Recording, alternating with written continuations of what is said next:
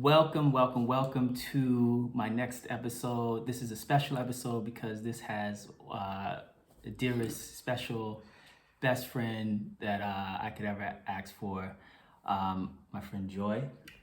Thank you so much for joining us. Of course. And let's talk about a little bit of everything. First, we're going to talk about just a little bit about traveling. You just got to Germany. I did. You're here for about a week, but you've been here before, many times before, a few times before.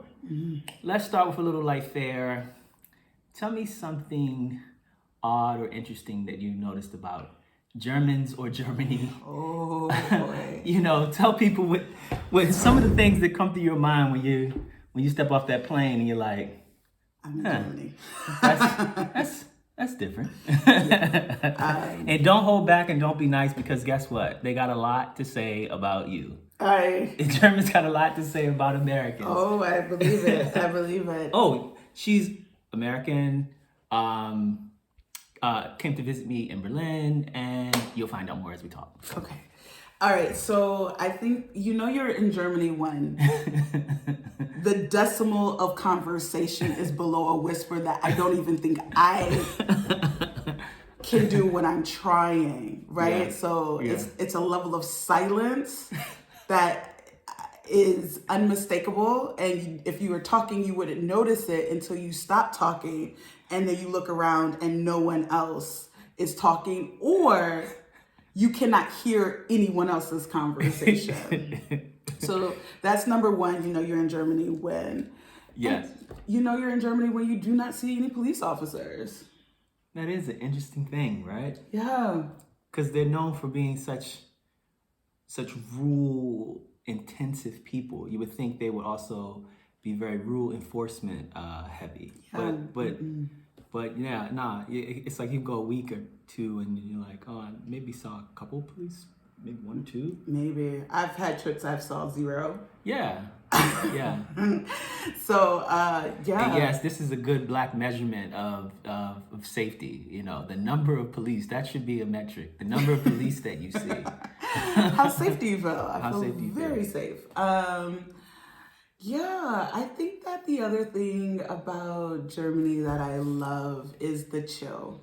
My central nervous system just exhales, and it doesn't take long. It's like less than 12 hours, and I can distinctively know I have left American soil, and that one, that I am safe. 2, I can sit at this coffee shop as long as I want, and nobody literally is going to bother me. They might still ask for a tip for not bothering me, but I digress.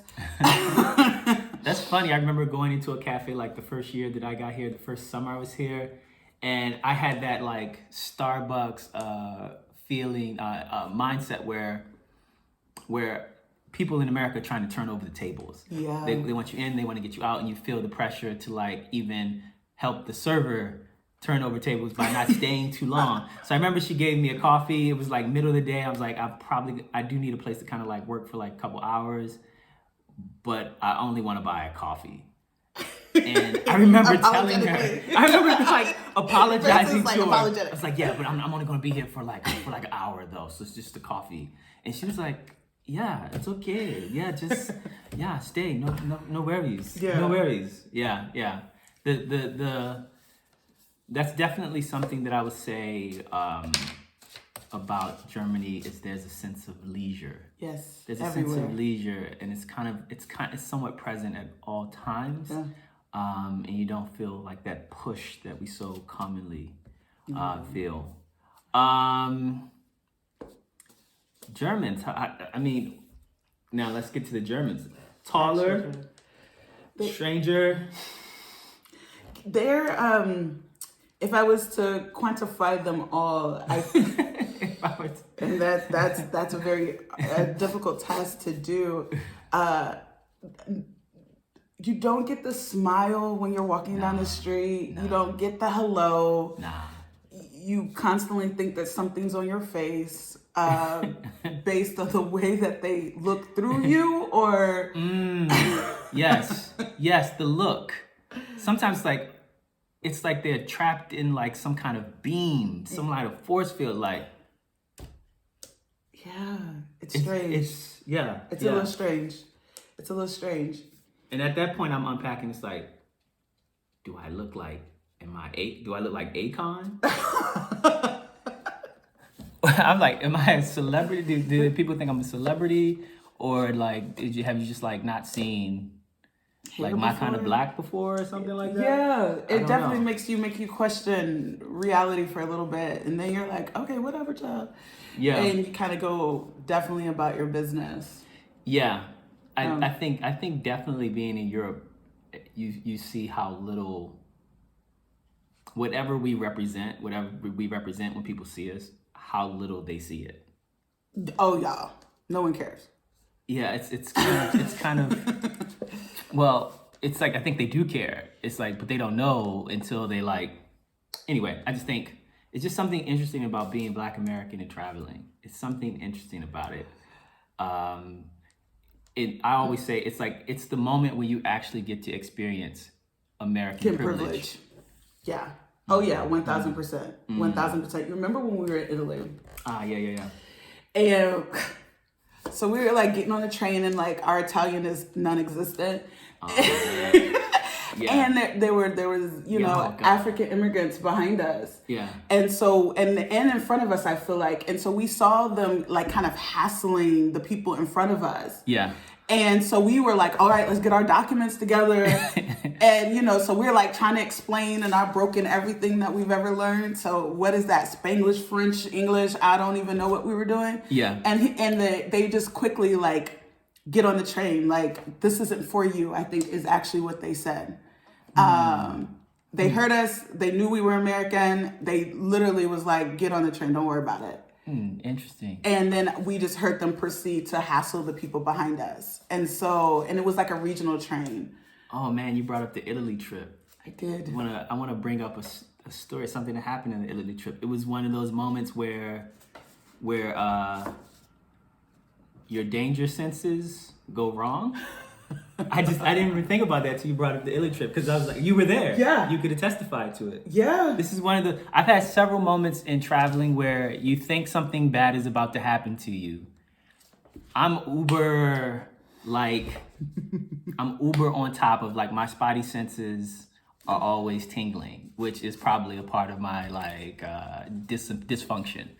And so she came to visit us, and we went to Italy for a weekend, I think, and we went to Naples. And Naples sounds beautiful, right? Naples, you've probably seen images of it. The brochure. It's fantastic. Fantastic. So we get to Naples and we get off of the main train station. And it looks like 1985 crack epidemic Harlem. Yes. It looks like it's like, where are we? Are we? What happened? It's all kinds of, you can just see, it's all kinds of street business happening. Nothing but street business happening. And we got to walk to our hotel. So my mind thinks, strike number one. All right. I don't double down on the decision until I get to I need to see roughly 2 to 3 things for me to say, time to act, time to move. So we get all set up. No. So at some point, we're trying to get to our Airbnb. Yes. We're trying to get to we get off the train, and we're coming from Germany. Germany is very organized and chill. Yes.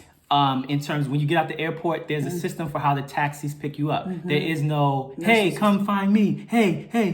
But in Italy, no. Italy is live.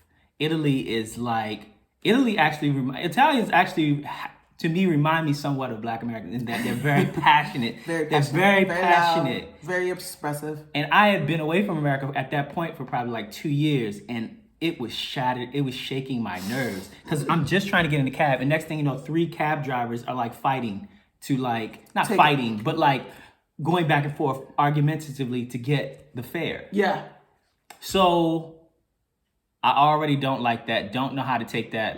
Why are you so eager to take me? But nevertheless, we digress. We select one guy. And we get in the taxi, and he acts like he is very confident that he knows where we're going. We give him the address of the Airbnb, but as we're driving, he's kind of like he's talking to other cab drivers. He's like waving other cab drivers down to ask them, "Hey, how do I get to this place?" So obviously, you get the sense, okay, this place is in some kind of like weird nook, you know. So I see him do that once, and then I think he does it twice. So Spidey senses tingling. Spidey, I'm not going to get caught slipping in Europe. That's kind of weak.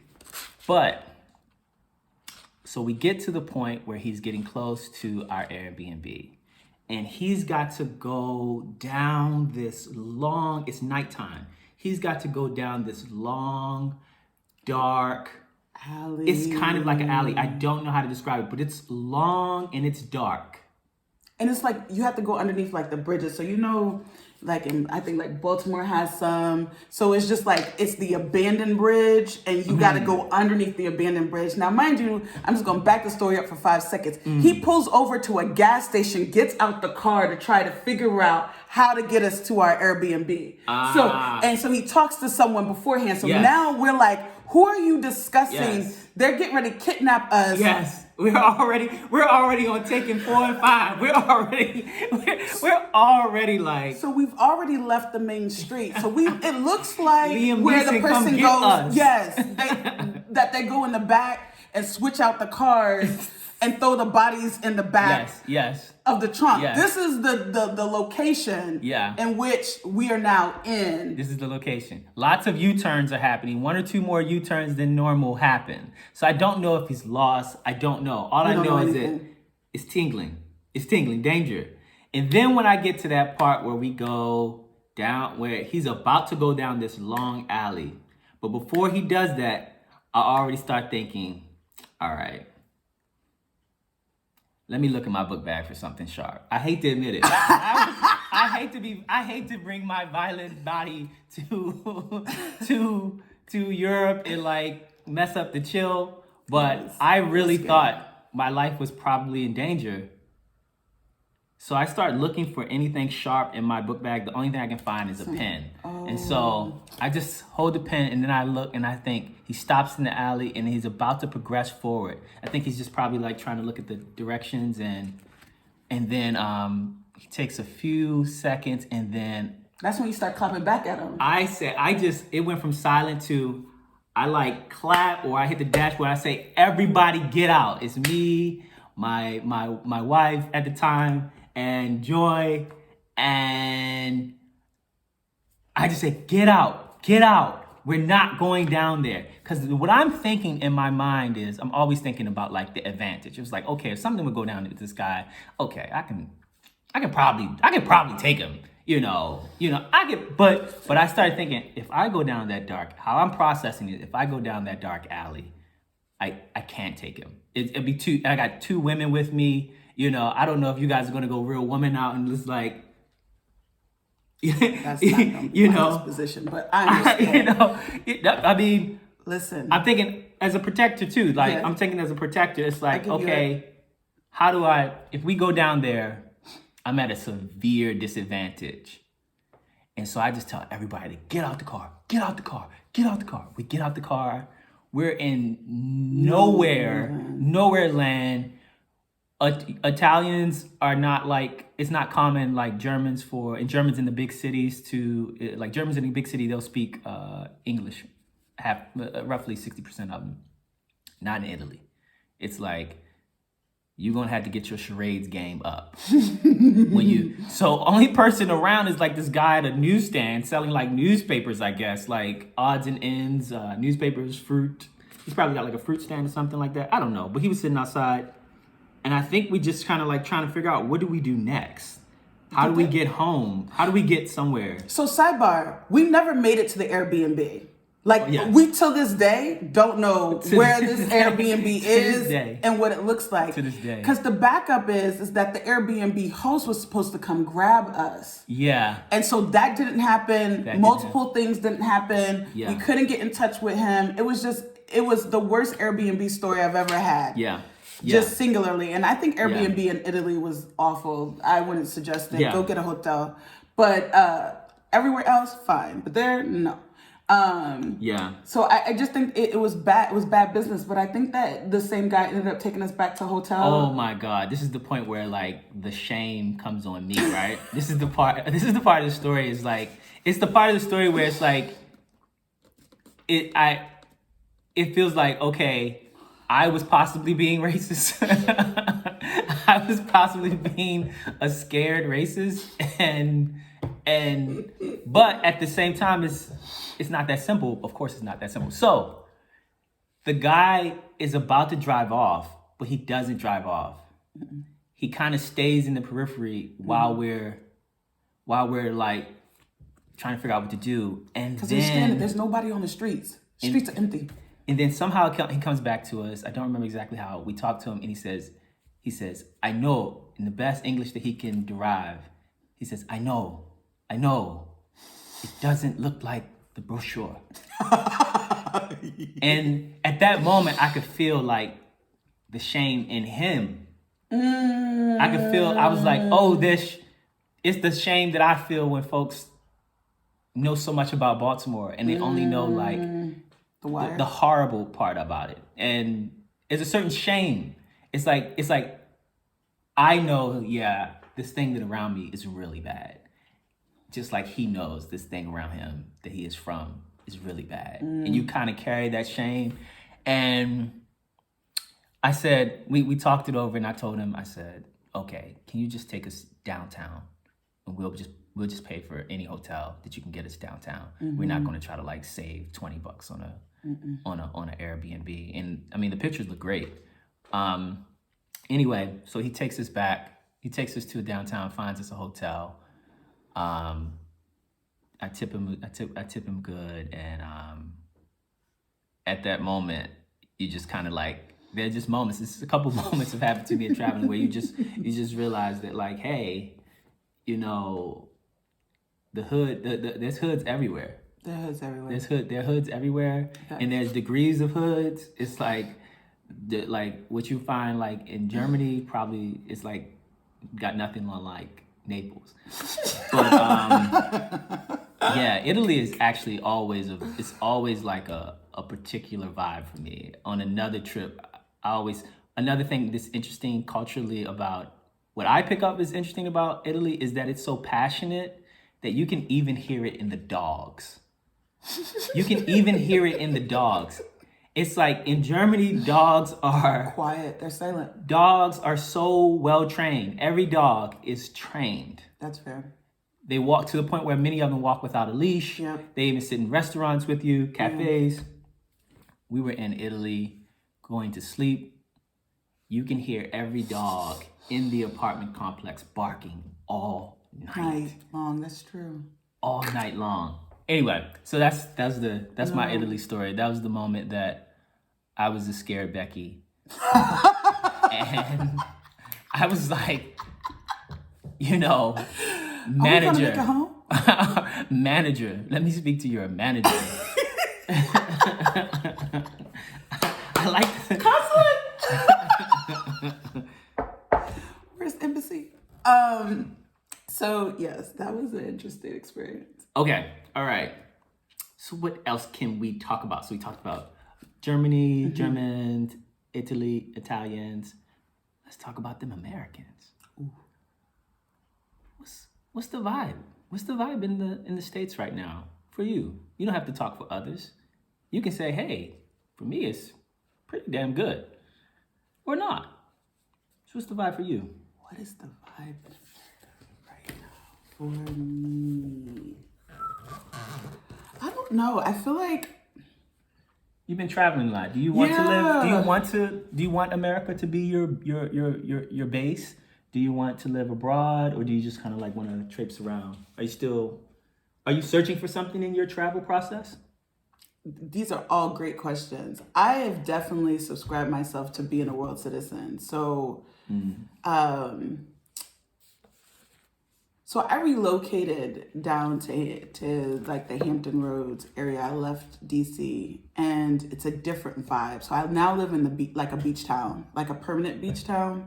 It functions like a beach town.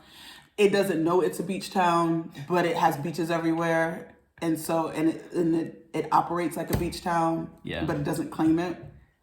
Interesting. Yeah, it's very interesting. And so, and it's summertime. So I think that the vibe is kind of very much like, let's enjoy the summer. Let's relax. I've been in a relaxing mode, I think. I'm actually about to do a grand opening on a retreat space down there. And so I think relax. By the way, Joy is a therapist. We're going to talk about that more. So I think that's been my experience.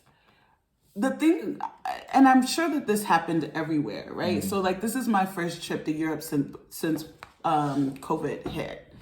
And I think we're like all in like COVID recovery. And nobody's life was untouched during COVID, right? So it's like everybody's everything is different. And I think that I, like everyone else, is trying to figure out like what to do with this newfound reality. And, what to do with, we have 1 million people who are no longer part of the American culture anymore. 40% was like in working age. So like we seeing the dynamics of like, beautiful humans who are no longer here. And so I just feel like there's this great desire to return back to a place that we can never go back to. So we like chasing somewhat of a delusion. Or just like chasing a memory. I don't know if this would be the delusion. We have our delusions now, but I don't know if this is the particular one. But what I do think that it's like this recalibration, and it's going is the best way. Okay. The way I can say it. Okay. So as a therapist, let's talk about therapy. You're not like the common therapist, if I may. You're like you have some alternative practices. Okay. No, you don't agree? I mean, you represent yourself. You correct it. Talk about your therapy and your style of therapy and how it differs from maybe some others. Fair. Well, I like to lead with, I'm a joy therapist. Okay. What does this mean? And for me, my definition of joy is that it is what many of us deem like happiness or that positive energy. But I like, and it's internally driven. And I like to say joy does not exist in the absence of pain and sorrow, but in the presence thereof. Okay. And what does that mean? It means that life is happening all of the time. We wish that we could just live in like this utopic space and just like never have to argue or have to lay a boundary or advocate for ourselves, but that's not real, right? And so I really help people really be able to navigate so that they can create and turn up the volume of joy in their lives as often as they, are emboldened to do it. And that's moment by moment, day by day. So I like to say if you're a joy therapist, by default, you're a trauma therapist. And so, I also support people through their trauma, not only from a mental reorganization, but also from a somatic body release expression. Psychiatry in its original state was more about our spiritual soul and mind. It has kind of walked back from that. But I do not consider these things to be separate.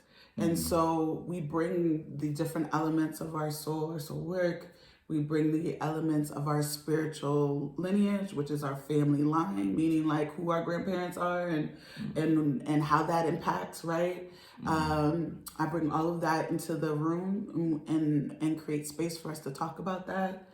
And and ultimately realizing that, like many indigenous practices that utilized a lot of movement, that we have to move that which burdens us out of our bodies. It doesn't get to just stay. So you said once before to me that like the body holds onto trauma, onto trauma. The body holds to memory. Were you saying that about like the somatic body release? What is this? Talk about it. Sure. So essentially what happens is that when something undesirable occurs and we do nothing but repress it, it gets stuck in some aspect of our body. And because many of us, especially melanated people, have been taught not to pay attention to their bodies, we stop bringing our awareness into our body.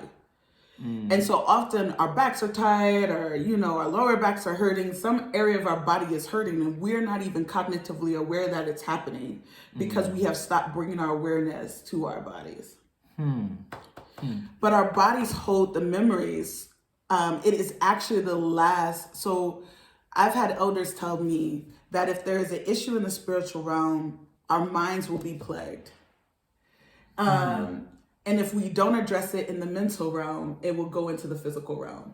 And the physical realm will only get progressively worse until it's addressed.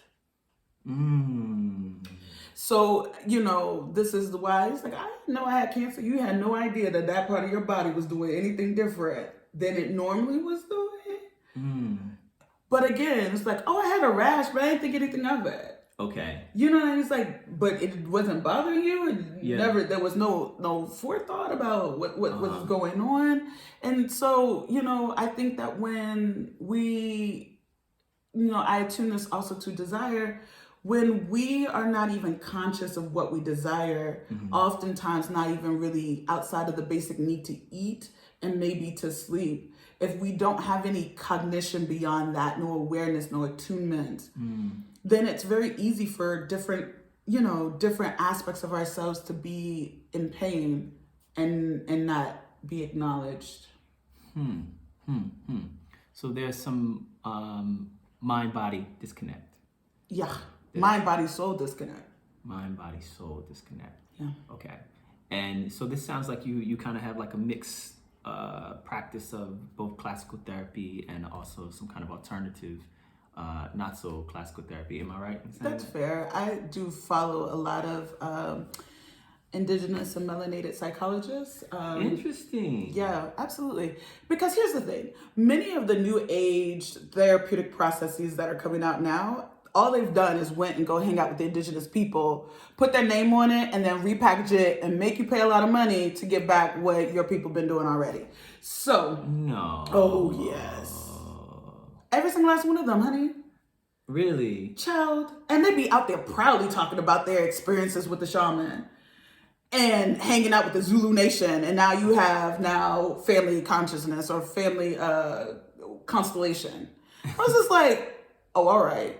Now mindfulness is on this. Look where you get mindfulness from. Like, what are we talking about here? And so, yeah, it's across the board. That which works well often have been working for centuries and millennia prior to its current incantation or expression. So they're just repackaging it, selling it back to us. Child. I see. So it's not so alternative. It sounds like it's the bedrock, the foundation. Okay. All right. Now, you've also have traveled around the globe to kind of learn some of these these therapeutic processes, some of these foundational therapeutic processes and practices. Then can you talk to us about some of the countries that you traveled to kind of like learn about this stuff? I can get into some of that,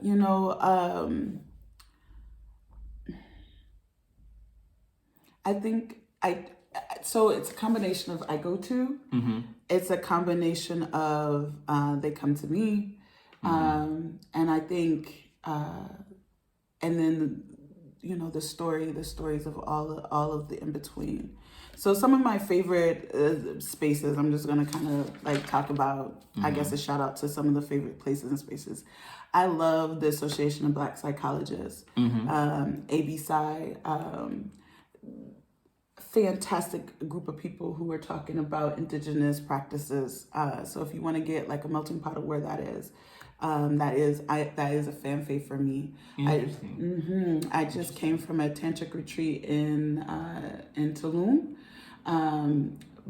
And that teacher, which I love, is to find also teachers who have traveled all over the world to get their medicine. I think that that's been more I can say of my stories. My teachers have been literally everywhere. Interestingly enough, a lot of alternative practices, although that they went down to our beloved continent of Africa and participate with different tribes and communities, came from Germany. Actually, Europe is doing some really innovative, cool, groundbreaking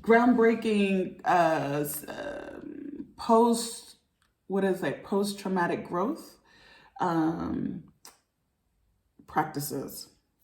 So I think that the capacity to be in a state of leisure creates an environment where you are supporting people to get to a mental state that supports that capacity. In America, we are very fear cultured. And so leisure, joy is not on the forefront. Being able to survive and withstand is often what you are supporting people to do because of the nature of the environment that they have to go back to work in and go home to. Okay, you said two things. Tantric, you said Black Psychologists Association. I did. Talk about tantric. So you teach people how to have better sex? Is that what that's about? Lovely. I'm not a tantric teacher though, so I'm not going to even play that one. I'm sorry. No, it's fine. No. But it's not. One would like. They say that a lot of tantric teachers talk about it from the perspective of sex because sex sells. What it does is it brings us back to our breath, and if you breathe in fully, it's actually coming through your sex up through your body and out your mouth. If you were to like deeply breathe. And the energy that we also utilize for sexual expression, orgasms, and all the like, is creative energy. It is it's literally the spark of the divine. It is in that space where we are creating things. And we underutilize this beautiful gift that was created, and some religions have said, it's for only procreation and for children. But the beautiful thing about orgasmic energy is that it's also healing. It brings us into our bodies. It takes us out of our mind. It creates an opportunity to be in connection with someone else. And done well, you can manifest all kind of things inside of that playground. Do we have a lot of are there some what prohibits us? What attitudes prohibit us from kind of like a more healthy sexual way of thinking? Sure. What are some barriers that you've come across in people's minds that keep them from exploring that? Sure. I mean, like, I think the more simplistic colonization and colonization of religion has been one of the number one areas of denial of desire, and then the utilization of. And the queen just died. I mean, colonization link. Well, the conversation. I'm sorry. No, I mean, she did. And she watched the fall of her colonies, her entire, legacy. And I think that we often are questioning the impact. the long lasting impact. But, I always find very fascinating, just through observation, that the people closest to the quote unquote preacher or priest are often the most loose. I'm going to use the word loose, ethically loose. Okay. Right? Then you get further back, you get the disciples, and they're like, got to do it by the book. The soldiers, the deacons, the mothers, the church, et cetera. It's like, nah, it got to be like this and that. And I feel like the requirement at home level begins to like go down, right? And when you get to elders and you hanging out with the pastor, you pull out a beer, you like, oh, I have arrived somewhere different. Right? And so, if I was to jump backwards, what's gotten in the way? People have really great concepts of how to get to enlightenment and holiness. This is an interesting topic, I think, that we can sit on for a bit about colonization. One thing that I've noticed, like in meeting different groups of people throughout the world, different brown groups as well, is I'm often fascinated by the people who acknowledge the impact that colonization has had on them, has had on their culture. And I actually find it very rare. I actually find it only in one other group that I've come across. I haven't met all of them, but where it sounds like it's at like the top of the mind, and that's Black Americans and Indians. Black Americans and Indians in India. They're the only groups that I've come across where they seem to make the direct connection. Sure. Now, if I'm in Africa, I almost have to throw away. If I'm in Africa talking amongst Africans, I almost have to throw that whole body of knowledge away. Is it important for you to center or to address colonization do you think it's important to address colonization in the process of healing the mind? Absolutely. Trauma is passed down from generation to generation. In fact, the belief structures outside of your trauma, meaning that what's safe, not safe, who you need to protect yourself from, all of that as a concept is passed down by the time a child is 7 years old.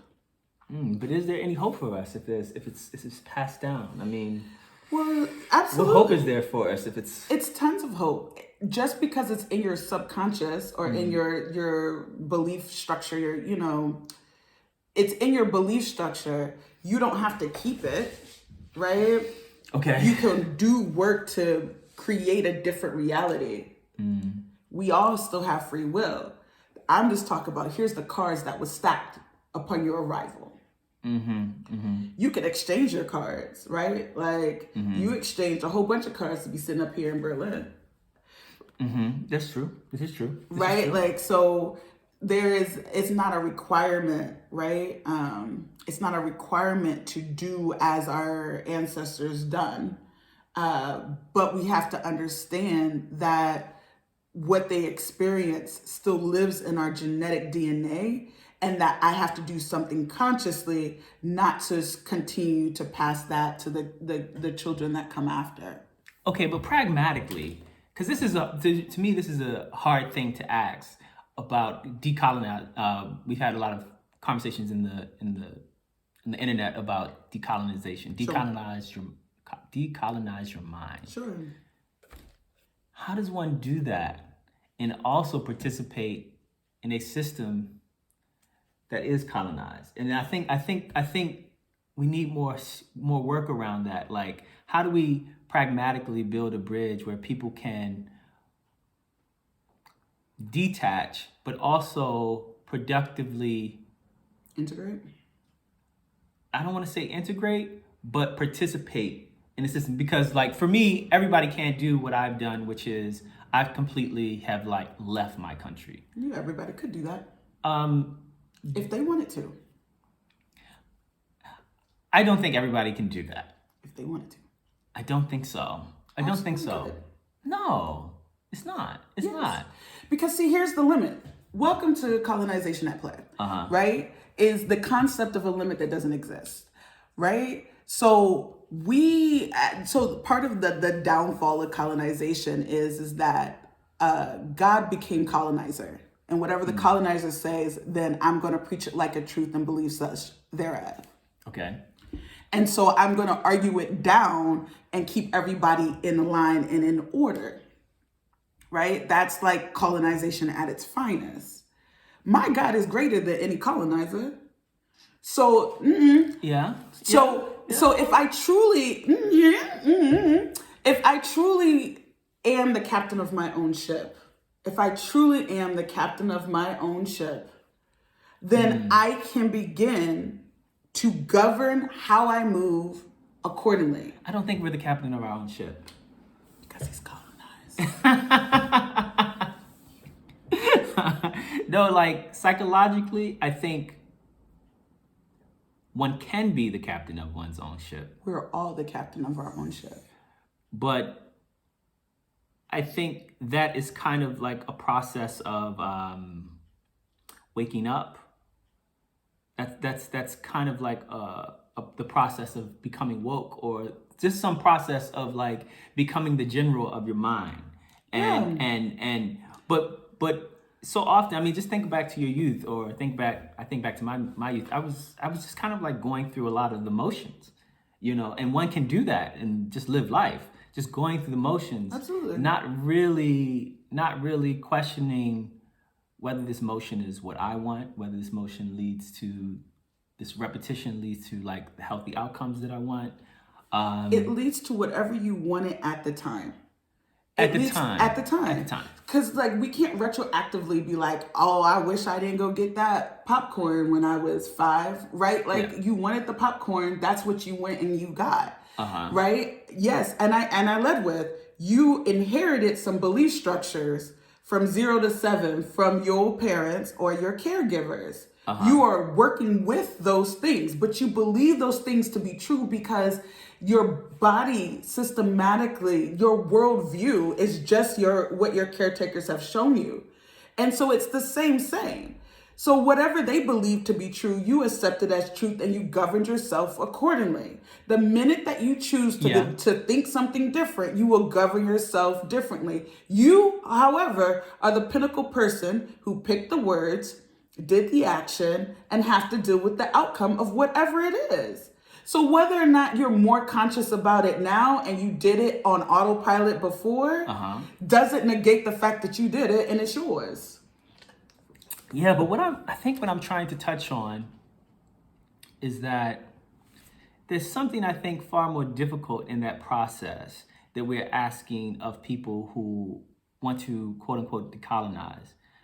Because when you think about it, that person is still in a unnatural relationship with the system that they're in. It's like, how can I both decolonize from a system and also build the same system that I'm decolonized from? So it's like, I think we have to be specific. I'm always on to specifics. And I'm not asking you to do this now, but I'm just saying this is like a great area that I see in the conversation space across the globe is within the decolonized rhetoric. There isn't a great deal of tangible things, because just think about me as a patient. I've decolonized my mind. Therefore, I have in my mind some sense of enemy and ally. The enemy is definitely this colonizing force. But every day I gotta work in a bank or a electronics store, represented and owned by people who probably represent, in my mind, colonization. It's like, how does one is still in an unhealthy relationship with it, right? Because you're participating in it. No, and this is the thing. You no, hold you on. have to participate in it. Let me just That's wait. That's what I want to get across. How does one fully and healthily, in a healthy way, put themselves in a place where they've ejected from it, abstracted from it, not only in mind but also in body. Right, and so here it is. Here it is. Okay.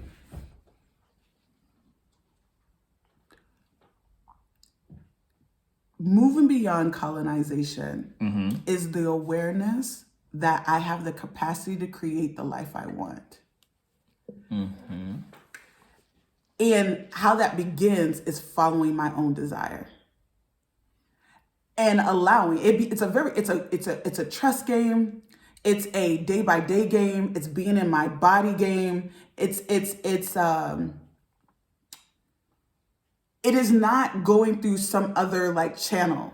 Like colonization actually has nothing really to do with your personal desire, unless you're attaching your desire for some sense of like, if it's from your soul, like if you go down deep and be like, what do I desire today? Okay. Because that's the build, right? What do I desire, and what was I here to come to do? Like why did I even choose to be in this place called Earth at this time? What is my soul crying out to become? Yes. If this is your sole focus, if joy is your sole focus, right? That is freedom out of this. I'm not trying to change every system. Yes. That's work. It's too grand to scale. It's too far away. And that's why I'm just like, you get to choose. You get to choose whether or not you're going to stay in this here flat, if you're going to leave this flat. You get to choose whether, and some things take some time. Right. If you was today said, I want to buy a house, no matter, everybody out here, everybody says, I want to buy a house. And for the road, and if that was your true desire, the road that it would take for you to get to buying a house is going to look different for every single last person who's listening to my voice, and it'll be different for you as well. But it's not that you can't buy a house, right? It might then require me to do some things I don't love. It might require me to sit down at this job for 2 years. Like everything that we quote unquote desire, it comes with some stuff. But it's inside of that process where we're unlocking our own freedom. Okay. So I think that's too esoteric. I think it's right when we're talking about healing the mind. But there's another layer to us, because think about this. When we talk about colonization, and thus decolonization, when we talk about colonization, it was not just the impact of the mind. It wasn't just people telling us what to think, what to believe, what to say. It was also people building banks, bridges, companies, laws, schools, systems, physical institutions. Yes. Now, what if one decolonizes their mind, but does not decolonize the physical institutions and structures to which they also build their life upon? No, wait, 1 second. It's a tough thought. I may have lost it. Nope, you're now, here. When one is to decolonize, I think we should not settle for the subjective. I think we should aim for physical, tangible, objective actions that we believe lead to results. Absolutely. And I think if we don't, then we still put people in a psychological space where they can't win, where they're still stressed because your belief system is antithetical. Your belief system is against what you occupy in your physical every day. And so here's, and I'm going to go back to desire inside of this, because and this is the whole reason why I even went into therapy and trauma work anyway. I wanted to build Wakanda. Yes. I realized we talk about Wakanda all the time. But what happened to us, and how do we get to the new Wakanda? But this is the process.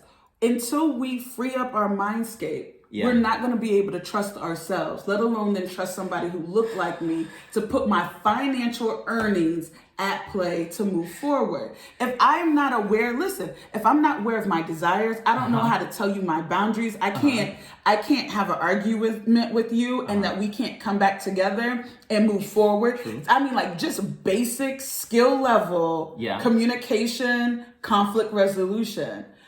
There is no building anything grander if we can't do this basic level human to human experiencing. Yes, but I think if one sets the target in the physical, then people will build those skills only if they act on the physical. Only if they act on the physical object, the physical target. I think you're moving your points around. Keep talking. I think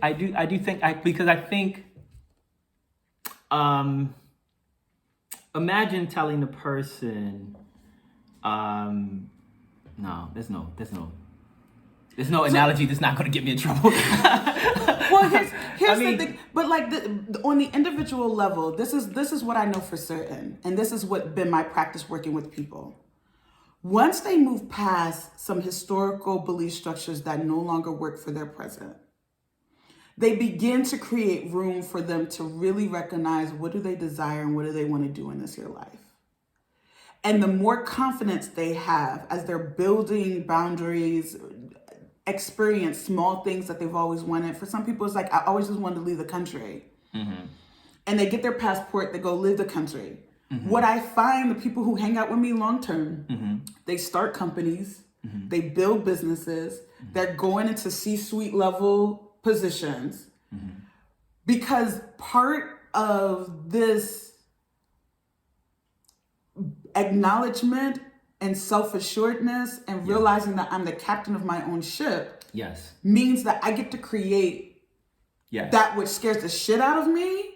But my heart always wanted. Okay, let me jump on this point real quick. I think that is healthy. I don't think that is building Wakanda, though. It is 100% building Wakanda. No. I think exactly what that is, more poignantly what that is building the individual, and thus individualism, and thus furtherance of like American concepts. What's your pause. Let me say this. Okay. Because when we talk about Wakanda, we are talking about some sense of collective identity, some sense of shared action, active purpose, shared actions. No, not me. That's not what I'm talking about. But that's what I'm talking about. Because to me, what it sounds like what you're saying is successful Black people operating in corporate America, and occupying those positions, and from some sense of self-empowerment, breaking yourself of any mental delusions. I agree with that. You're creating a new culture, a way of being. I don't think you're creating a new culture. Hold on, you don't know who I'm talking about, so you don't like. But you don't have no target. You don't have no tangible target. So I can't say who you're talking about. I know, because I'm a therapist. I can't do that. But what I'm saying, I'm not saying passports. I'm saying like no. But I'm just saying that I'm talking about real life, real people. Real life, real people building new cultural phenomenons. Because here's the thing, we do things a certain way because we believe that that's how it has to be done. And what I'm saying is, it doesn't have to be done that way. There's so many things that we can do differently. Our music just proves that there were some instruments, and we decided along this journey consistently to change the way music is curated, change the way that it's produced, change the way that people are even experiencing that. And so in the same way that there's so much flexibility and opportunity out here in that same flexibility and opportunity can also exist in some other areas and places and spaces. And so what I'm saying is that I don't need a shared anything. I want you to follow your desire and go for it. I believe when people really tap into what is their biggest, wildest dream, they have one for themselves, and then they have something for the world at large. They're going to be independently here, created. When we put them together, there's going to be a vibration of a place that I want to go live in. So listen to me.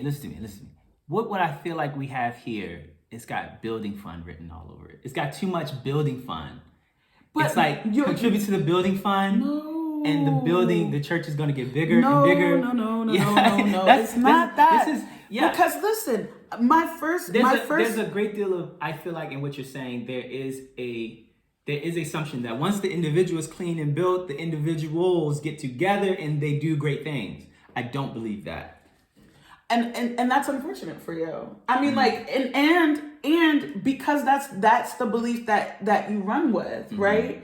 It's likely that you're going to be attracting people and be around people who will mirror your belief infrastructure, and which is fine, right? Like, as long as you're good with that. But I think that this thing we are talking about in terms of likeness finds each other and begets more of whatever that is, goes in tandem with these like core just belief structures. Good, bad, or otherwise. Yes. So I totally believe in what you're saying, in that it works in the individual. And it's for the individual. When one is talking about concepts such as the new Wakanda, we have to begin thinking about what tethers us together as people. What tethers us together?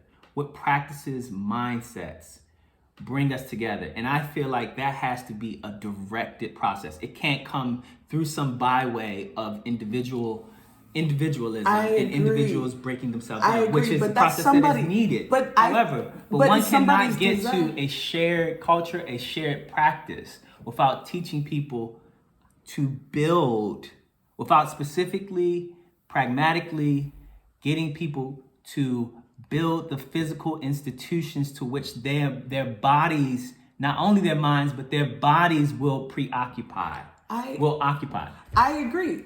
Listen. But assuming it's going to happen, it's not an assumption. Assuming it's going to happen once people get free. No.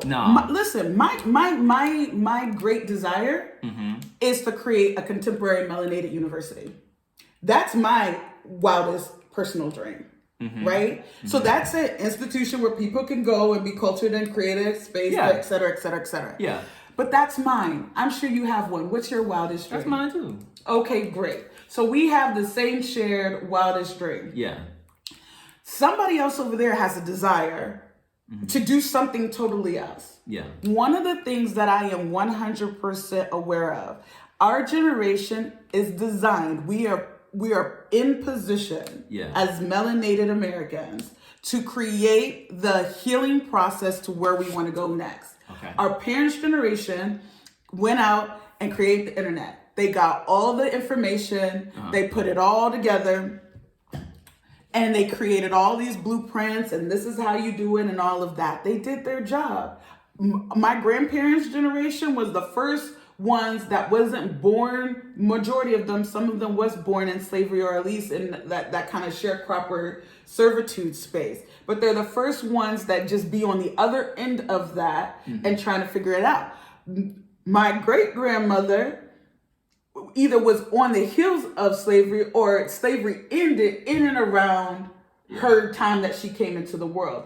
We aren't that far away from the you free. Yeah. So I agree in the sense that we are building the healing spaces, but the healing spaces are literally coming out of our desires of our hearts in the now.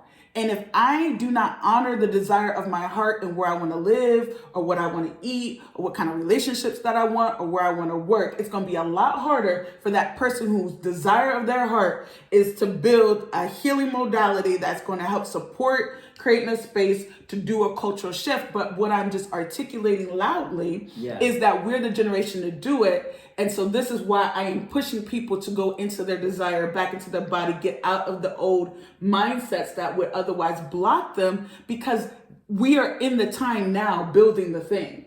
Okay.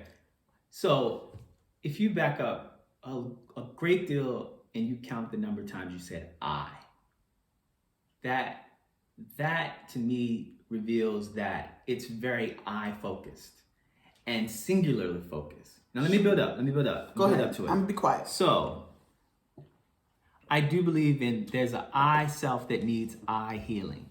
And I think that's distinctly different than the healing that is needed for we. And that is a totally different and separate healing that needs to happen. So for instance, in the words that you were saying is that you have a goal, a university, melanated university. I have a very similar goal. Sure. We both have the same goal. We both mentally kind of have the same desire. Sure. Have we ever plotted out land? Have me and you ever gone out and say, how much does it cost to get this many acres? Have we ever laid any bricks? No, it's because you are individually pursuing your goals in life. I'm individually pursuing my goals in life. And thus we're not moving as a collective, as a people, as a people. We don't have something, this invisible glue that tethers not only our desires together, but our actions together. Boom. And that's what I wanted to say. But we can't do that until we individually are better. I think that we are getting to America, to me, in America is a very I-centric place. It is a very I-centric place. And there's the disunity that is within us, as if we want to call ourselves Black people. To me, it's not necessarily a disunity amongst Black people. It's just a disunity amongst Americans. To be American is to pursue self. Sure. I think that's just part of the great thing about America. Excuse me. It's part of the great thing about America. But when one is talking about dealing with the specific problems within our spaces, where we are actually trying to find some level of independence, some space, some safe spaces that we are responsible for. And I don't think all the energy it takes for you to build your businesses, for you to further your things, and all the energy it takes for me to further the things that I'm doing, this YouTube channel, coding. Mm-hmm. How much energy have I invested in figuring out, okay, how do I take our arms, tie them together, and we get into the sack race and we run together. And to me, that's a complete, I think there's a gap in the market of ideas for how do we do that. And I think that is the place that we got to go in terms of our psychological training. I don't negate any of that. And what do you approve of, though? That's a great question. I approve of creating spaces so that we can have cross specialist conversations. Mm-hmm. Because this is what it is. It's cross specialist conversations. What I've been talking about is just creating more people who are ready to come sit at the table. Is essentially where my step one is. Somebody is deep in the step two of the we building, and someone is definitely out here plotting the us building, right? Like it's a progression. It's a progression. But like, let's not front like we just started going to therapy, right? So like, It ain't like we 3 generations into therapy, right? So we collectively are choosing to heal. That is very much coming from my island, and then I generally turns into a we of the family, because some of us real broken relationships with our family. And when we can work on some of that. Hey, yo, Pastor, do not be reading my mail. Listen. When we can work. You looked at me and pregnant pause. Don't pregnant pause me. I did not pregnant pause me. Listen, family, I was not pregnant pause his life. But what I'm saying is that is the I, the we is my family, the us is the communities in which we live. And I think that it becomes more tangible when I have practice, right? Like, I want to get out of theory. I want people to get back into practice because I want us to get back in our body. But who do we do that with? We do it with the people who touch our shoulders. And so the people we touch shoulders with, I just want us to be well. I mean, I guess we just disagree in terms of, like you said, if it's a step 1, step 2, step 3 model. I want to believe that is possible, that is actually working. I would say it's not step 1, individual, then step 2, we. What I think it actually will come out to is it's two completely different disciplines in that if one starts out on the self-healing path, one will self-heal. One will only begin to go into steps that lead to self-healing. Ultimately, and one has to choose: do I want to build the I self, or do I want to build the we self?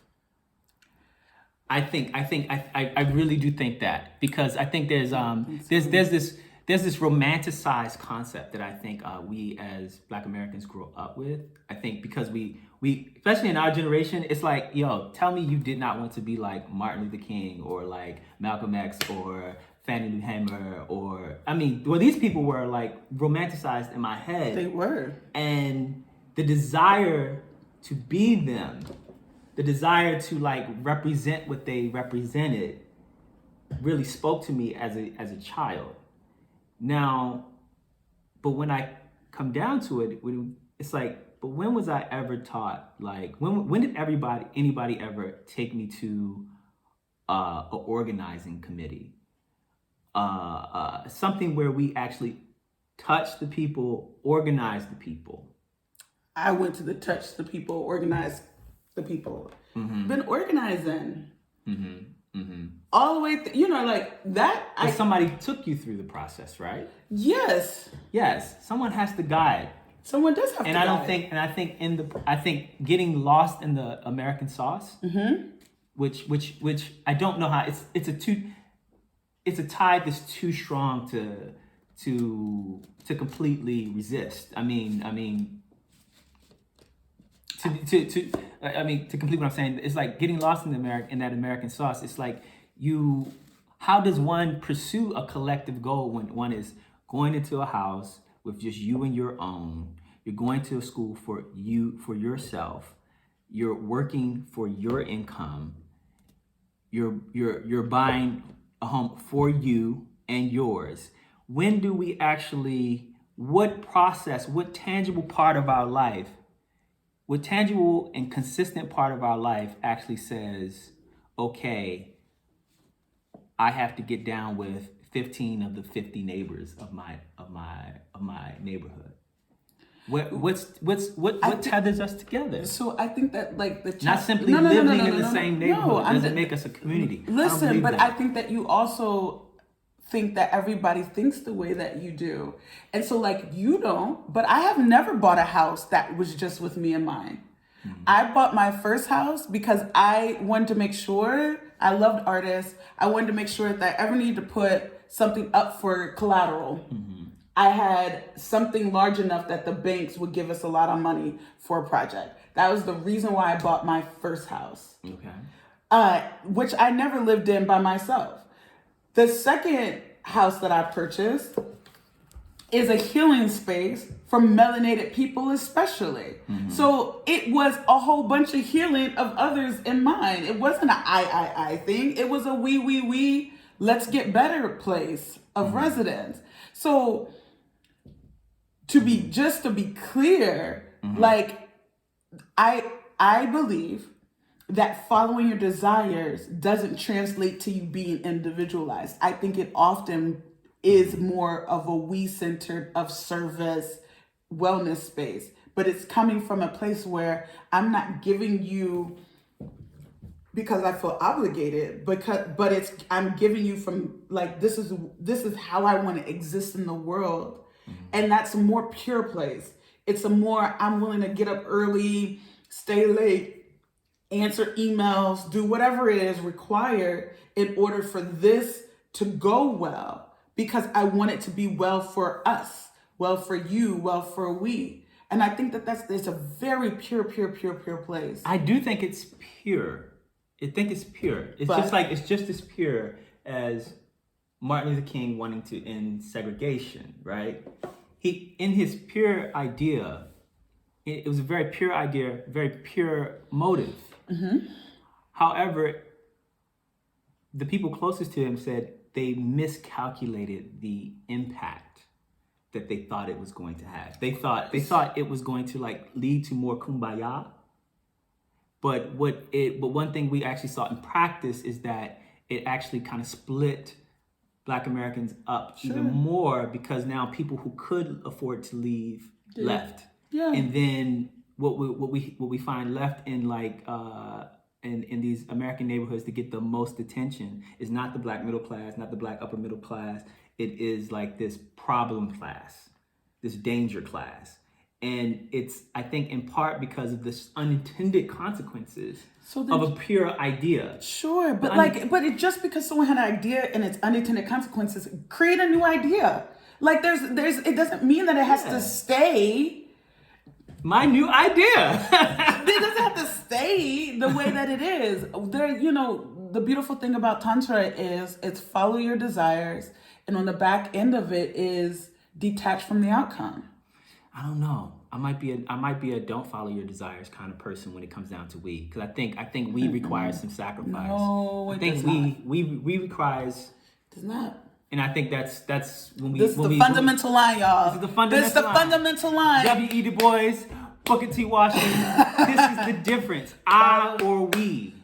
And listen, following your desire is good for the we. Just like that. Just like that. Just like that. Just like Period. that. Period. All right. Okay. I want to ask you a few more questions about therapy. I was watching this TV show, this dramatic HBO series called In Therapy. Check it out. And I remember the guy said something very interesting.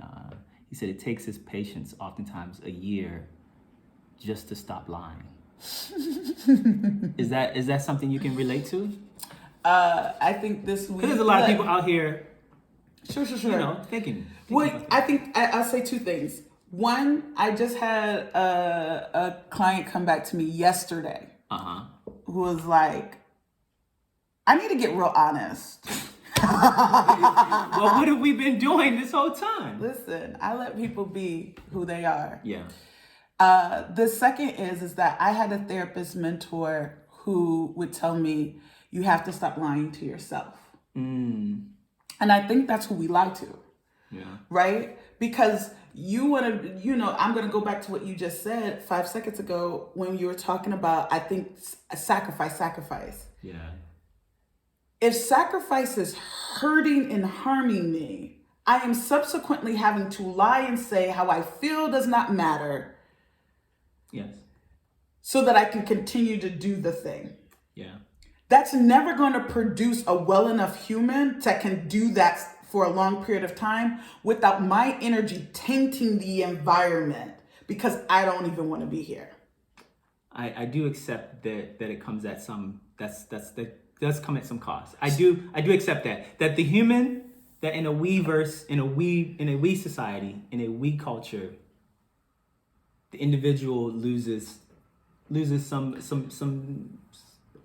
value. In a we culture. The physical creations, the physical output of this we group is always going to far surpass, I think, the I group. I concur that a we is better than an I. I can't create nothing on my own. Mm-hmm. Nothing. No thing. I do no thing alone. Mm-hmm. And so it requires a we for moving forward. I just would say that the we of those who are in alignment are far better. If we have enough faith collectively to say that we have everything that we need, that everybody will be fed, we all will make sure that everyone is sheltered. And that following your desire, i.e. if you love cooking, if you love planting of the food, you love building things, you love fixing things, we believe that we will call upon in this space someone who will be able to manage, handle, and do the things. I do not think that there's too much that will be left undone. I really do not. I think that we will make sure that everything is functioning and functional. Okay. Even if we have to learn, we collectively have to learn some new skills to cover in the gaps. Yeah. I think that it won't be so bad because we're going to be figuring it out together. So the person who likes to read the instructions and the person who likes to put their hands in it will come together and do and build and create the thing, because the pieces necessary for it to be built is already still in the room. Okay. I mean, I guess we can I'm sorry, you got more. I would just end with, to the point where the therapist is talking about, Come a little closer. okay, to the point where the therapist is talking about, it is very, it is hard to see ourselves. Yes. It's hard to be in our bodies. Yeah. It's hard to face what comes with like addressing old wounds. Like this isn't like a walk in the park. It actually feels worse being in therapy before it starts feeling better. The sign that you're healing is that it feels worse. Because if you come in here numb, when you start feeling all of the sadness and the anger, that's not going to feel better than numb. Yeah. But you got to go through that.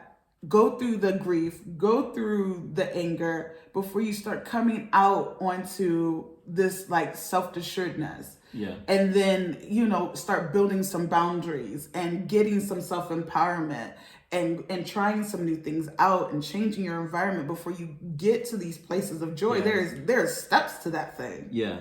Yeah. Yeah. And so, yeah. So the reason why I'm probably gonna like push this conversation in front of like everybody that I meet, because I actually find it's a big and new problem that I keep seeing manifesting in the conversations. Sure. In the black space. The black what space? Black sit. It's a lot of black people leaving Europe or America and finding some other place. Sure. And when I have the conversations, whenever I have conversations with them about anything, Sure. it will always come up. How do we do better? How do we use what we have and do the best of what we can do with what we have and build anew in a new place? How do we? And I think what often goes unidentified or overlooked in that and solving that problem is there's an assumption of we. There's an assumption that we have the same tethering in our mind, and we don't. What we have is the same outer representation, but we don't have an inner connection to one another. And when I think about, everybody loves to compare us against, a common comparison against us is like, oh, well, the Jews, just do what the Jews do, but just do a cursory study of like Jewish traditions. It's like we eat together on Fridays. We eat. How am I going to build a business with you if I don't eat with you? No, it's fair. How can I trust you? I learn about you and the metal that you're made of. Sure. Based on you come to dinner. Yeah. Not just once. What's the routine? Yeah. And in that is how we actually begin to find that next Wakanda. I agree. And I want to like to add this because I know that this is something that we've talked about offline. But, every tribe within the African continent ain't friends. Absolutely. 1,000. 1,000. And so I think one of the disillusions is that all Africans just love each other and they see each other as one. That ain't it. That ain't it at all. There's some deep running beef. Okay? It's very apparent. It's very apparent, yeah. So when you get there, it's very apparent. Very apparent. So I think in part of this when I left South Africa for the first time and I was on the plane, I said, one thing that I am deeply sure about is that I could never be African. They will never see me as African. So I can't even integrate. Integrate where? Yeah. I will forever be an outsider. Yeah. I said, so I need to go home because we need to be the tribe of Turtle Island. Turtle Island? Turtle Island. What's Turtle Island? That was America before colonizers named it America. Jim. Hey. Drop it. And so part, I think, of this concept and creating culture where we can sit at the table and know how to address each other and be in community. Yeah. Goes back to realizing that we have to create a circle around ourselves larger than what my brother uses Black. I divorced Black in 2020. You see, I use melanated. Listen, because underneath the auspice of Black is the mental illness of whiteness. And so, that's the next topic I wanted to jump on. Yes, keep going. I agree. So we can't build nothing healthy inside the auspice of mental illness. So because Blackness is somewhat of an artificial creation, right? It's a part of the artificial creation of racism. Yes. So it's not. So it alone is not something that can be built on. No. Why is it so hard to get other people to agree with me about this? You know who I'm talking about? Yes. Go ahead. So with that being said, we do need to create an individual tribe. We do need to get it nationally recognized, and then it needs to be internationally recognized. Yes. Because it is then we can become a collective moving around as world citizens, figuring out how do we make Turtle Island communities like Chinatowns all over the United States. And Little Italies and whatever else. We have to be able to have something that we curate to be able to move in that type of way. And I think this is what is singularly missing. And the question then becomes, does, the tribe of Turtle Island, are we sister cities with Cuba? Are we the melanated people of Cuba, melanated people of Mexico? Are we all underneath the same tribe? Right? Like how do we want to engage with the other melanated people? What we have for those who came through the Mi Alpha, we have that. Like we have a shared story. Yes, we came from all different tribes and some of them are close and some of them was beefing, but we can decide whether or not the millennials moving forward, are we all going to be tended as one, or are we going to be separate underneath the auspice of the countries in which we landed? And that's a conversation at large that can be had, right? I don't think in one way or the other is bad, good, or otherwise. But what the centerpiece, I think, before we can begin to build a culture, like we're trying, right? Like we're trying to get into this culture concept. We need to get a regular practice of, my sister, if my sister's well, everyone is well. My brother's well, everyone's well. My brother's gonna make sure that my wife is good, and so I don't have to worry about my wife when I drop her off here, because all of these other men know that their responsibility is to make sure all these women come back intact and well when they go home, right? That's all cultural things, but we don't have any singular culture to create cultural normality around. Yes. And so that, I think, is one of the next steps as we move towards this cultural we that I know you are desperately wanting to curate, and so that we can do an apples and apples comparison to some other cultures. Yeah. Now, here's a question. What you got? If one can be healed or divorced from the concept of Blackness, Sure. how do we heal and divorce white people from the concept of whiteness? Is this possible? Absolutely possible. In fact, I'm doing a keynote on it in October, I think 28th. My university is bringing me back. Oh wow!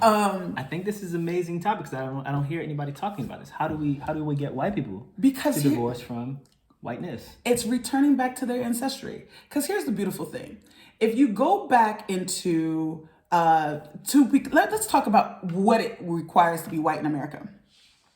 Every culture, whether you were Scottish, Irish, British, German, you had to divorce the country in which you came in order to become an American. And then and Irish wasn't considered inside of white privileged America, and so they needed more numbers.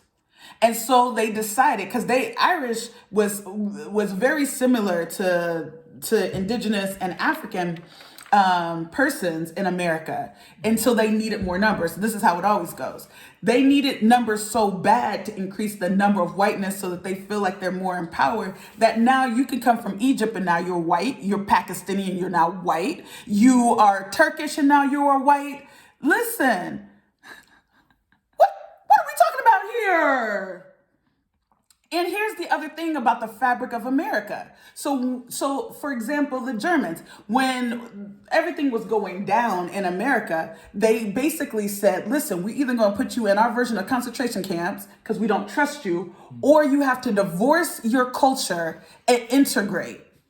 And so what we have done so skillfully is that they took their favorite foods, hot dogs, sausages, immersed it underneath inside of American culture, and you don't even know that all of over Chicago and Illinois area was German heavy, and they still do their celebrations, right? And they're quiet about it, and as long as you're quiet about it, you get to still keep your culture. But the culture didn't come from America. The culture came from the places in which you came from before. Furthermore, one of the things about American is a separation of church and state, which translates into, I do not have to have a code of conduct and well practice for your humanhood, is what when you talk about separation of church and state. So this in American culture says, I can do crude and mean and irresponsible acts for the purposes of money. Okay. No other culture is cool with that. I see. So this is what America has done. And this is what you're making your pledge of allegiance to being okay. When you say, I am okay with being white. That somebody else has to be considered other, less than, in order for the dynamics of what we know in America to continue to function. Do you think white Americans know what whiteness is? No, they have no idea. And when we bring this to the table with them, they begin to understand what actually has happened. Brene Brown did a really good talk, and I can't remember in which book she talks about this in, but she's doing a lot of work around this as well, so that at re-educating what does it mean to others and who you get to be when you start doing that. I definitely believe that we collectively, all multicultural Americans, can come together and build what is America. What we cannot do is debunk and fix what is white. Cannot. I thought.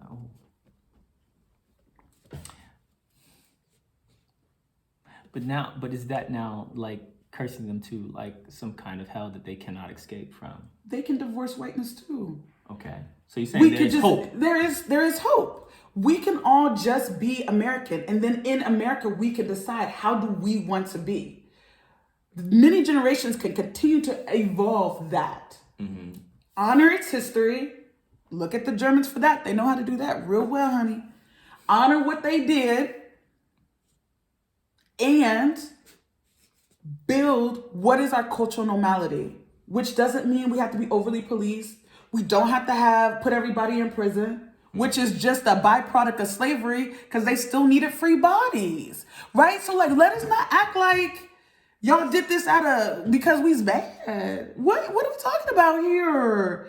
So we have to honor why some of these infrastructures exist, and some people gonna lose some coin.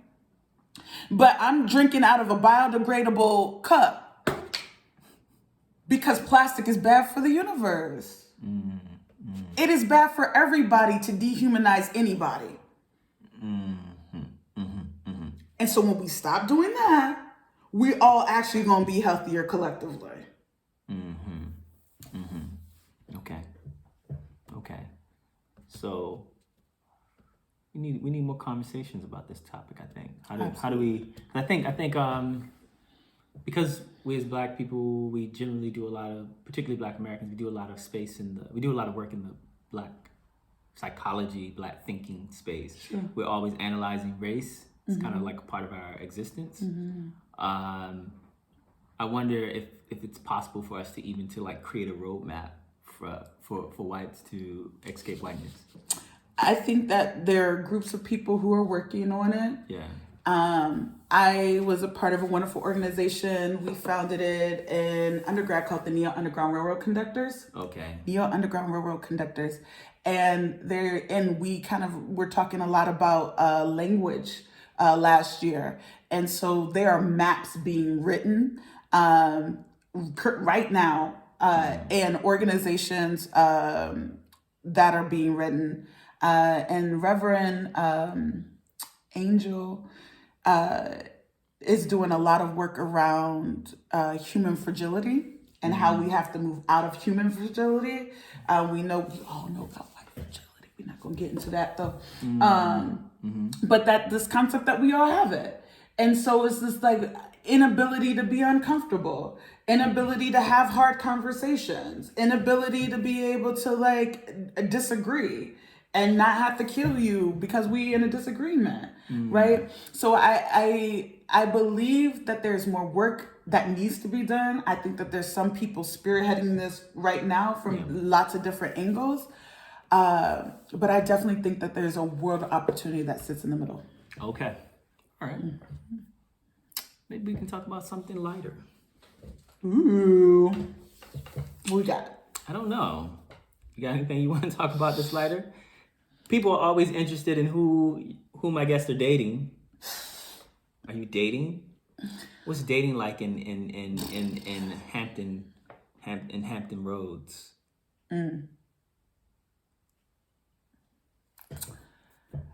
How is dating in Hampton Roads? Have you dated during your travels? Like, and what's that experience been like in comparison to like the more local? Does your bae have to be like American and black? So Don't answer that. you see how I haven't answered nothing. I've got like 3 questions already in process. Let me see if I could throw a couple of things in here. Does my bae have to be melanated? I have not really done too much outside of melanation, so that's been my road. However, and we was trying to keep this light, but it is very interesting to see melanated people from different parts of the world. There are some environmental traumas that make it very difficult to date melanated people in the United States, especially melanated men. Huh? Don't just talk about my people like that.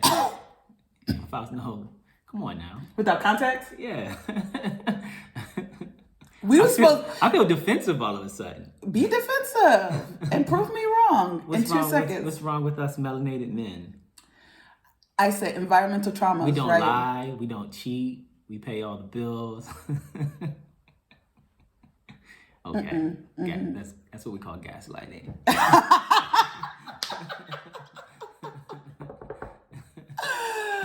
But let me, what I would say though, and I think that like, we were supposed to keep it light. This ain't gonna be light. So I'm gonna say it quick and then jump out. The environment is so toxic for melanated bodies that I think melanated men have a very difficult time navigating how to protect people who they love and care about outside of the comfort of their homes. And, it's unfortunate. Everybody's been hearing about what happens in the news, and it's like, it's secondary trauma. So, most melanated men, I ask about, first of all, we never talk about their run-ins with the police. It's very interesting. Like, even in our family, we don't have the conversation about like, what was your run-in with the police? And I think I've asked it, and some of it has made me cry, weep, when we get into like the nuts and bolts of it. And especially when I've had the privilege of sitting with melanated men in the therapeutic sense, really seeing how much hard work that they have to do just to look non-threatening, perceivably non-threatening to white bodies in America. And so, so there is a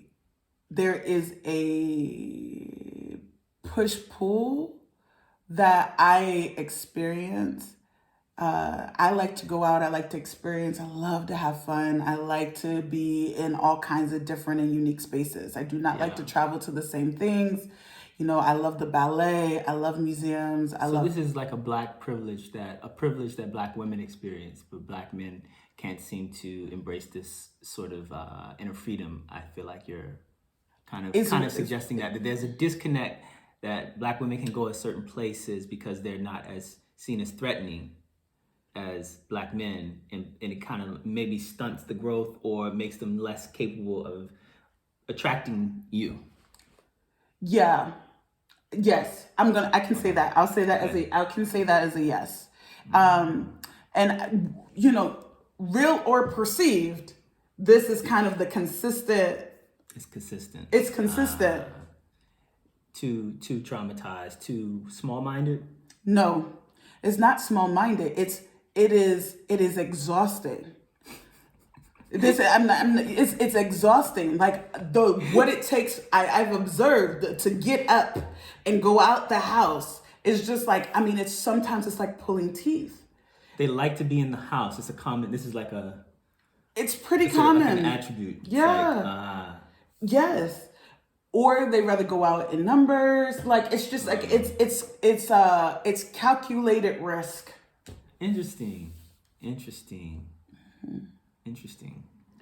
And I don't necessarily feel like I've experienced that same level of weight when dating melanated people outside, or even like Caribbean people in America. They don't have it in the same way. It is really interesting how we're different. Like Black Caribbean, Black Africans that come to America, Black Caribbeans that come to America. That I have definitely noticed that there's a psychological layer that is different. That is just different. Yeah. So I think that's been an interesting awareness. So you're into Tom Cruises. Is that what you're... Never have I ever. Just joking.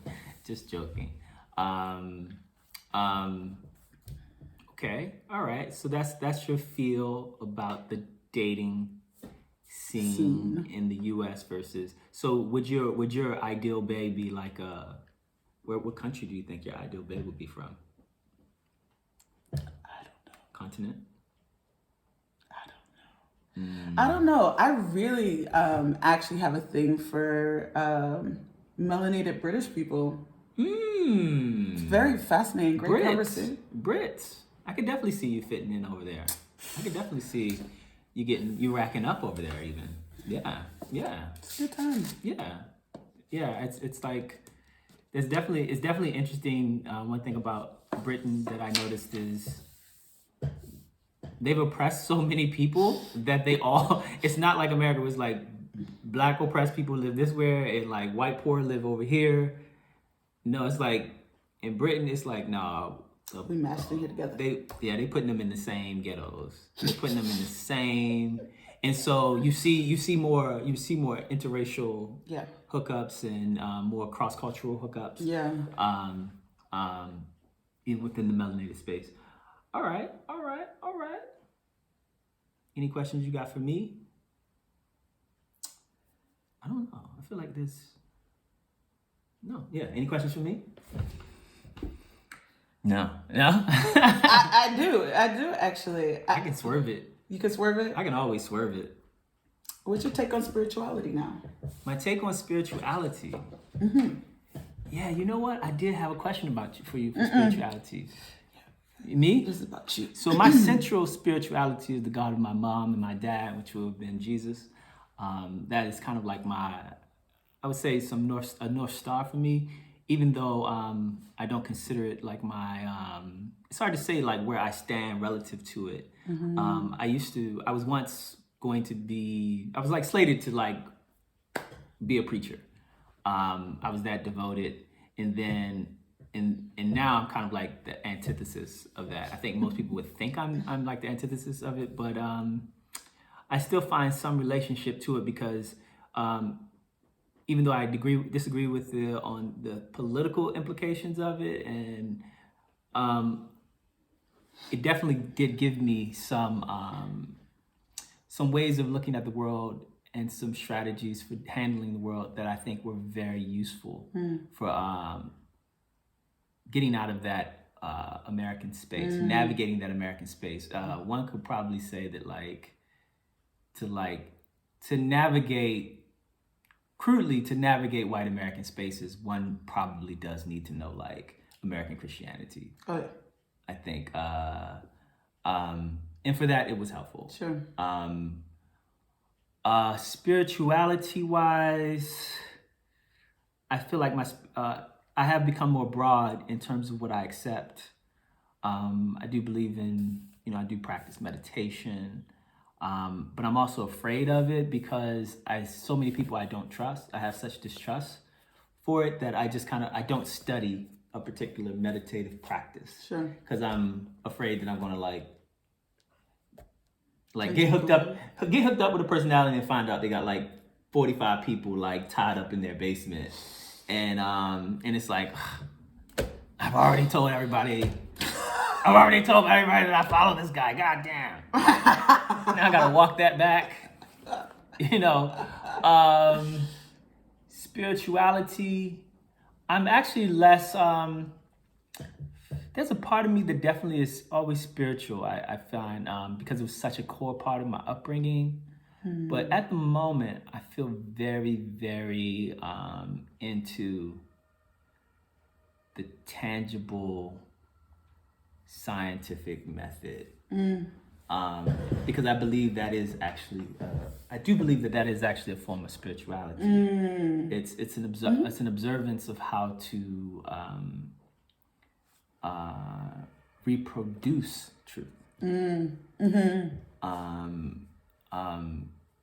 And to also understand the limits of it. So I feel like I do follow it almost as a practice, and I think there's so much to offer in the realm of tech, computer science, a computer science way of thinking about social issues, a psychological perspective on social issues, which I think can be pretty hard to access when one is within the artificial container of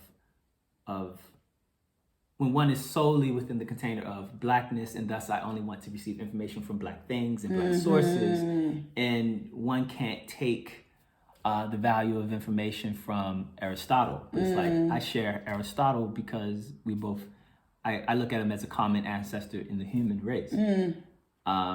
And at the same time, I can take from Malcolm X. At the same time, I can take from Naim Akbar or Kwanzaa Kunjufu.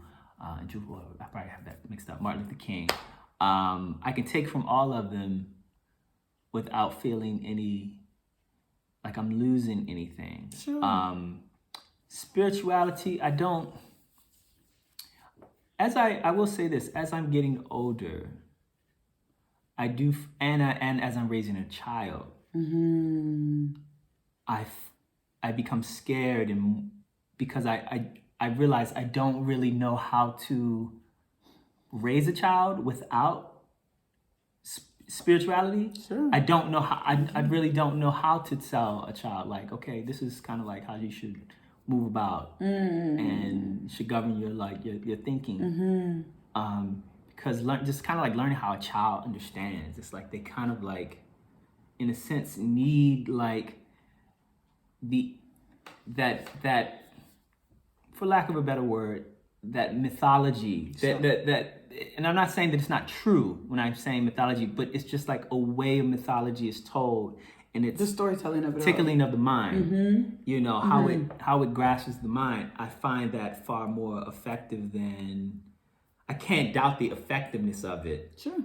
As opposed to, hey kid, just go out and figure it out. I'm a bit scared of that. I'm a bit scared of that too. No. So Yeah. spirituality, I'm in a bit of a big questiony place about it, but very interested in it because I do believe that is I actually got probably my greatest production out of myself when I was deeply Christian. Sure. Because it tapped into my inner power. And I feel like in fact, I would say I've even struggled to tap into that power sometimes, oftentimes, because Disconnected that was from. that was my power source. Yeah. Thank you. Any recommendations? No. No. No. I have no recommendations for you. I do have one more question though. Yeah, please ask me. What brings you joy? What brings me joy? Right now, I'm in the process of, rebuilding myself, healing, and rebuilding myself. Right now, I'm in a space where I quit my job, and I'm really trying to make sure that the best hours of my day are coming to me. I'm using the best hours of my day for me, and the challenging myself to do things that I want to do, but I'm uncomfortable doing. I'm very afraid of like I love to think and write, but I'm very afraid of putting my thoughts out there. I want to talk, be a part of the conversation, but I'm very afraid to put my conversations out there. So the joy is actually I'm trying to achieve my joy by stretching myself, and finding, I would say, new things to fall in love with. Because in the process of doing this work that I'm doing right now, it's not the actual work itself is not fun. But I do believe that there is a fun on the other end of it, because it's something about being able to look back and say, I did that. I did that. So one could say I'm actually in search of joy right now. I'm in search of joy right now, and fully giving myself some space and time, clearing out the space and time so that I can pursue that. And one thing for sure, I've learned that relationships, for me, detract from that. Relationships at this moment. Sure. At this moment, I can say definitely that romantic relationships, they're a bit. I find them to be like a rather greedy desires. Like they're not comfortable being just by itself, being a desire that gets fulfilled. It's like, no, it needs like more time. It needs more of my energy. It's rather consuming. And I realized I had to let some romantic relationships go to begin healing myself. That I needed some space not dating. I needed some space because it's also just being a man. I mean, you can't relate. No, I mean, just being a man, there's a conflict. It's like, your body wants its needs desired, but like its needs met, but your mind also like wants to follow your higher purposes, your higher goals. And it's a human thing. Yeah, it's a human thing. And but I think oftentimes it's so easy to kind of like give into the body, give into the body's desires. And I realized that like it's not something I can do just as I jump into it once and then I jump out and I get back. Sure. Because the person I will want more, the person will want more. And here comes the craving and the appetite expanding. And next thing you know, you look up and now that's the 80% of my life. And now I only got 20% of my life to pursue what's up here. So I would say that's where I'm at in terms of joy. This was a really hard part of my year was just that. And and was the acknowledgement that romantic relationships are not helping me right now in this moment. Romantic relationships are not helping me. So, yeah. All right. I think this is my longest interview. And I feel like we got so much left on the bone, but we're going to have to do it. We're going to do it on another talk, I think. But I think we did really good. Yeah. All right. Joy, thank you so much. Of course. Love you. Love you back.